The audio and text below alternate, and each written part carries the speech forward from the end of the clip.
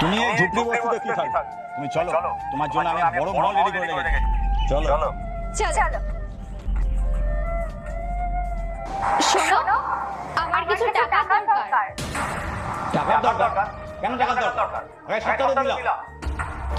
ওটা তো ঘরে সংসারের খরচার জন্য নিয়েছিলাম, ওটা তো শেষ হয়ে গেছে। নিজের অকাত ভুলে গেছিস নাকি? তোমার থেকে তুলে নিয়ে এসেছিলাম এই বাড়িতে। নিজের অকাতের মধ্যে থাক, বুঝলি? নাহলে যেখান থেকে তুলে এনেছিলাম সেখানে ছুঁড়ে ফেলে দিয়ে আসতাম।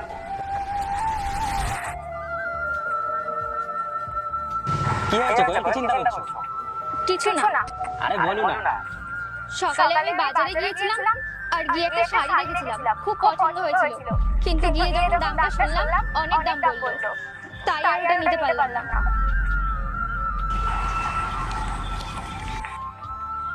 তাই না, এটা রাখো, কিনে নিও।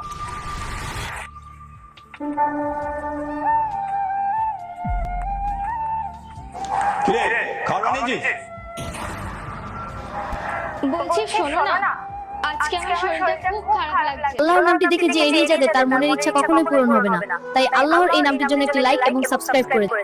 তুমি বাইরে থেকে অর্ডার করে খেয়ে নাও। মনে হচ্ছে আগে কোনো রাজপ্রাসাদে বলছিলি। ওই তো ঝুপড়িতে বাসনতে মাছ। মনে হচ্ছে জ্বর আসবে, কিন্তু ও তো এখন চলে আসবে।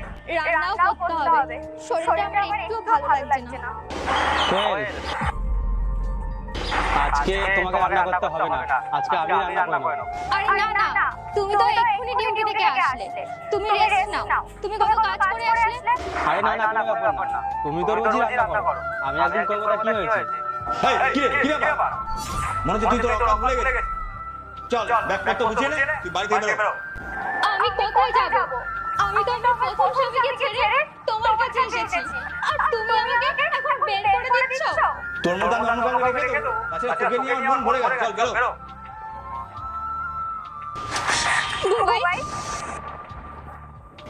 বুবাই, আমাকে প্লিজ ক্ষমা করে দাও। আমি জানি আমি অনেক বড় ভুল করেছি, আর আমি যে ভুল করেছি সেই ভুলটা ক্ষমার যোগ্য না। আর আমি আমার ভুলের শাস্তি পেয়ে গেছি। ও আমাকে বাড়ি থেকে বের করে দিয়েছে। প্লিজ আমাকে মাফ করে দাও। তুমি এখন যেতে পারো। বুবাই প্লিজ। তুমি যাও এখান থেকে।